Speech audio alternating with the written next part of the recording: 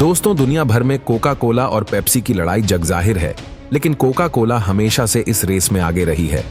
हर दिन दुनिया भर में 1 अरब से भी ज्यादा लोग कोका कोला पी जाते हैं। और इसके सक्सेस का क्या राज रहा है, वो सीक्रेट फॉर्मूला जिसे 100 सालों से कंपनी ने किसी को नहीं बताया। तो चलिए आज हम जान लेते हैं आखिर कोका कोला फैक्ट्री में कैसे बनाई जाती है।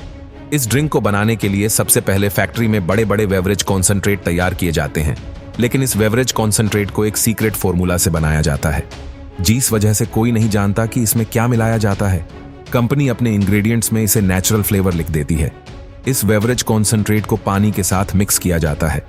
इस गोला में 90% तक ये पानी होता है, क्योंकि कोका कोला को दुनिया के 900 अलग अलग स्टेशंस में बनाया जाता है। इसलिए पानी में जरा सा भी बदलाव टेस्ट चेंज कर सकता है, जिसकी वजह से पानी को फैक्ट्री में लाने के बाद सबसे पहले सैनिटाइज और फिर इस तरह से फिल्टर किया जाता है कि उसमें ना ही अपना कोई टेस्ट बचे और ना ही कोई स्मेल। इसके बाद पानी, बेवरेज कॉन्सेंट्रेट और स्वीटनर को बड़े से टैंक में भरकर मिक्स किया जाता है। कोका कोला अपनी ड्रिंक्स में स्वीटनर के तौर पर चीनी की जगह हाई फ्रक्टोज कॉर्न सिरप भी इस्तेमाल करता है, जो कि चीनी से सस्ता पड़ता है। इस टैंक में इन चीजों को तब तक मिक्स किया जाएगा जब तक मिक्सचर में स्वीटनर का लेवल 50% तक नहीं हो जाता है। आगे बोटलिंग लाइन में इस मिक्सचर में फिर से पानी ऐड किया जाएगा और इसे 5.5 गुना तक डाइल्यूट किया जाएगा। डाइल्यूट होने के बाद एक क्लोज सिस्टम में इन रिंग्स के अंदर CO2 भी भरी जाती है, ताकि इन्हें कार्बोनेट किया जा सके। आपको इसमें वो जाग मिले जो एक नॉर्मल कोका कोला में आप देखते हैं, लेकिन अभी काम खत्म नहीं हुआ है। कोका कोला की स्ट्रिंग को अभी बोतल में पैक किया जाना बाकी है, और इसके लिए हमें एक दूसरी फैक्ट्री में चलना होगा। जन बोटल्स को तैयार किया जा रहा है। कोला को 3 मुख्य तरह से पैक किया जाता है: ग्लास बोटल्स, एल्यूमिनियम कैंस और प्लास्टिक बोटल्स। दुनिया की 50% कोका कोला आपको प्लास्टिक बोटल्स में मिलेंगे। इन प्लास्टिक बोटल्स को पॉलीथाइलीन प्लास्टिक से बनाया जाता है, जिन्हें पेट बोटल्स भी कहते हैं। इन बोटल्स को सबसे पहले इंजेक्शन मोल्डिंग मशीन की मदद से प्रीफोम में बनाया जाता है।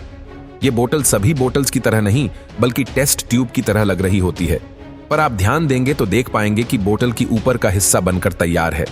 इस हिस्से में ही सपोर्टिंग सिस्टम है और इसी की मदद से ये बोटल्स आगे की लाइन में जाएंगे।